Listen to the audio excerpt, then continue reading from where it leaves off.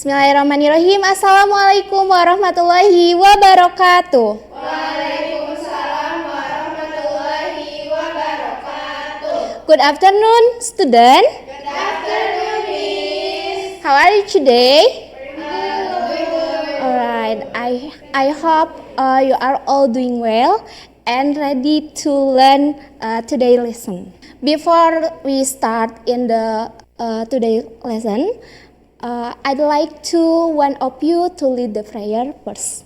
Pray finish. Alright. And next, let's check attendance first. Who is absent today? No one, Miss. Alright, thank you for the information all. Alright, everyone. Today we are going to learn about the female reproductive system. For the learning objective, the first is, after learning this topic, student will be able to identify the structure and main function of the female reproductive organ, including the roles of the uterus, ovaries, and vagina. And then, after learning this topic, student will be able to analyze the roles of hormones in the menstrual cycle and pregnancy and explain the process of fertilization, implantation, and early fetal development. And last, after learning this topic, student will be able to recognize common disorder of the female reproductive system and discuss preventive measures to maintain reproductive health. Before we jump into the lesson today, I want to ask, please mention which organ is responsible to produce egg cell. Me. Yes, please, Laila. Is that ovary, Miss?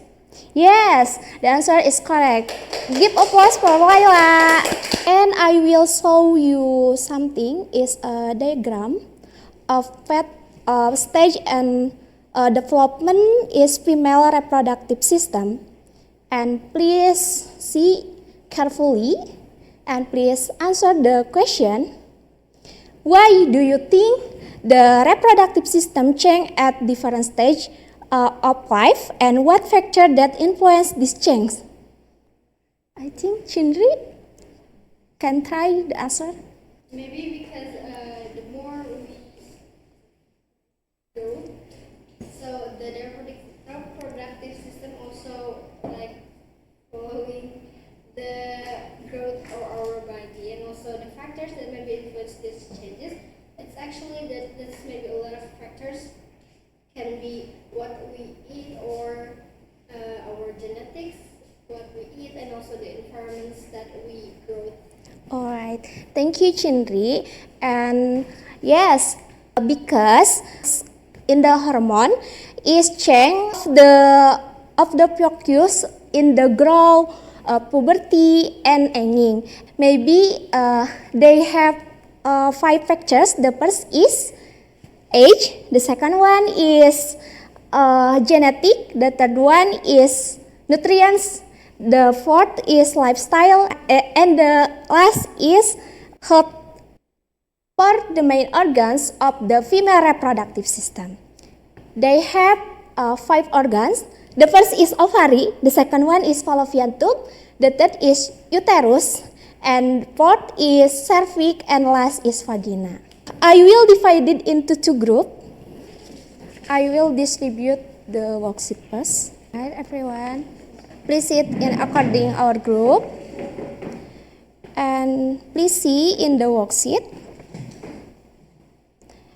and please read carefully in the instruction. Match the organ name in column A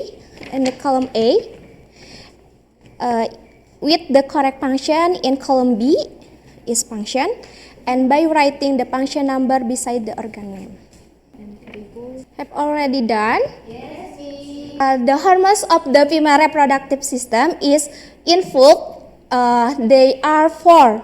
The main hormone, the first is estrogen, the second one is progesterone, and the third is follicle stimulating hormone, and the last is luteinizing hormone. Next is the process of pregnancy. The process of pregnancy begins when a zygote formed by the fertilization of a sperm and egg travels from the fallopian tube to the uterus. As it moves, the zygote divides into many cells and become a black torchis.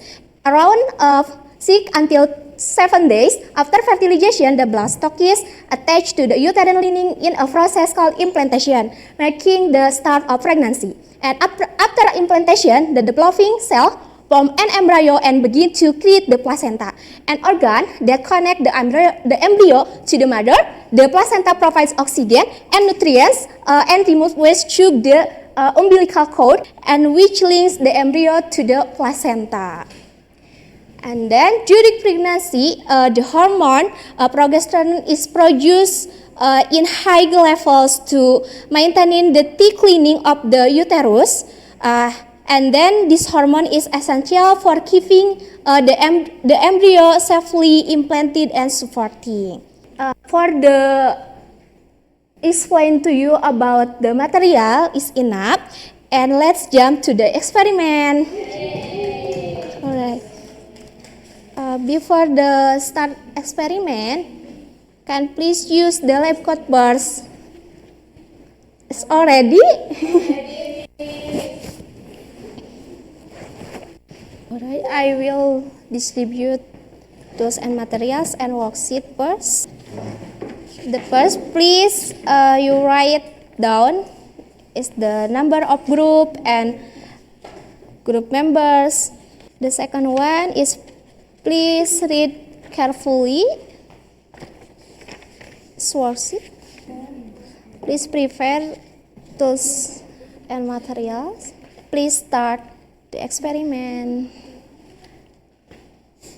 The hypothesis.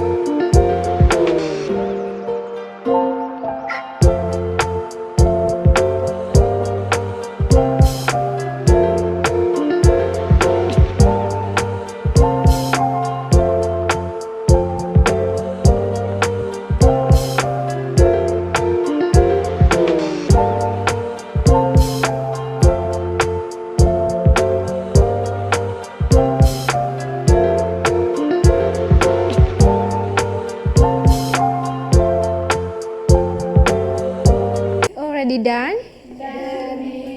Alright, and now please group 1 present about the result of the experiment. Waalaikumsalam warahmatullahi wabarakatuh. We are from group 10. I am Hilmi, Anwala, Rinai. Oh yeah.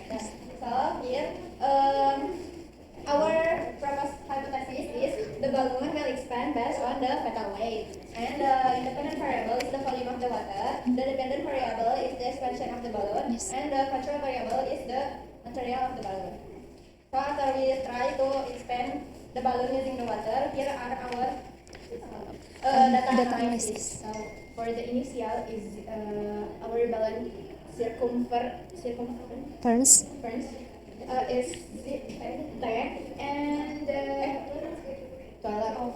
For the trimester 1 is giving 50 grams of water. Milliliter. 50 milli of water, and the balloon circumference is 14 centimeter. It's expanded to 2 centimeter. For the trimester 2 is added by 100 milliliter of water, and the balloon circumference is 18 centimeters. So they expand up to 44 centimeter. And for our discussion is number 1. Why does the balloon expand differently during each trimester simulation. What biological process in real pregnancy could this expansion represent? The answer is because the volume of water different and the expansion of uterus. So for the second question is, besides the amount of weight aid, what other factor could affect the elasticity and durability of the balloon in this experiment? How can this factor be related to real pregnancy condition? So the answer is the material of the balloons. The better is it, the less of expansion. So in uterus, the hormones influence of the thickness the uterus to protect the baby. Alright, and the next continue in the conclusion. Okay, so the conclusion, the more volume of water, the bigger the expansion. The discussion is only two number, is number 3 and 4. Alright. That's all from us. Thank you for your attention.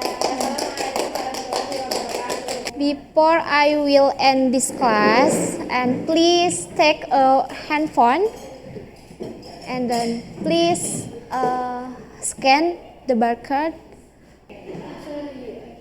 It's already done? Yes, Miss. Alright, thank you. And I will distribute in the note. And please write down about question or they confuse after you learn today.